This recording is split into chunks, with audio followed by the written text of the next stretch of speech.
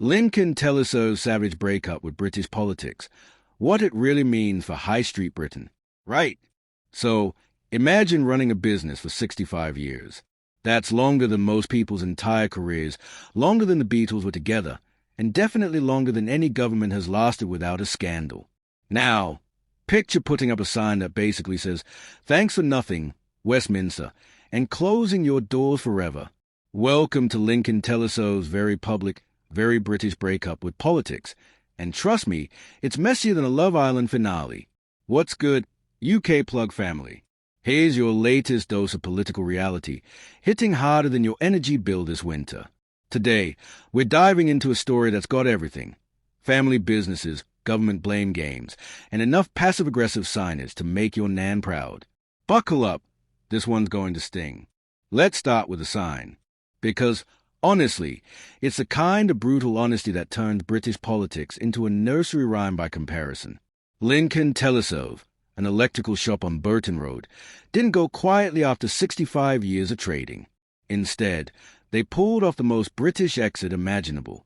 Their window sign reads like a resignation letter written in pure frustration. Thanks K-Star and Rachel Reeves for closing yet another business. Now that's a MIC drop. No corporate euphemisms. No PR spin. Just, you've ruined us. Cheers, mate. But here's where it gets interesting, and absolutely brutal for anyone trying to run a business in Britain right now. This isn't just about one shop.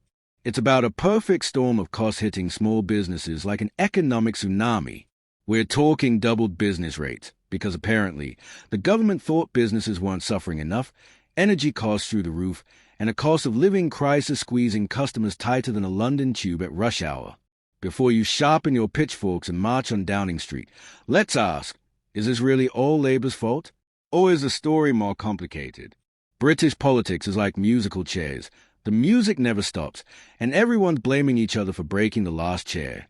Katrina Pearce of the Lincolnshire Federation of Small Businesses put it bluntly, this has been brewing for 5 years. Labour's only been in power for 1.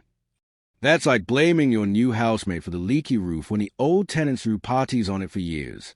The challenges started when COVID turned the world upside down, and let's be real, the Conservatives weren't exactly throwing business support parties during their final years either. Still, Labour can't dodge all the blame.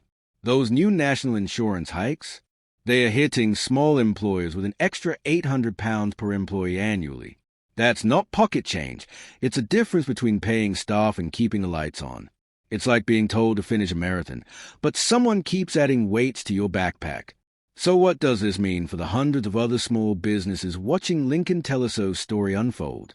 Spoiler, it's not a feel-good ending. If you think this is just about one shop in Lincoln, you're as wrong as a weather forecast in Britain. Business sentiment in Lincolnshire is at rock bottom, lower than government approval ratings. Optimism has packed its bags and left for sunnier economic climates.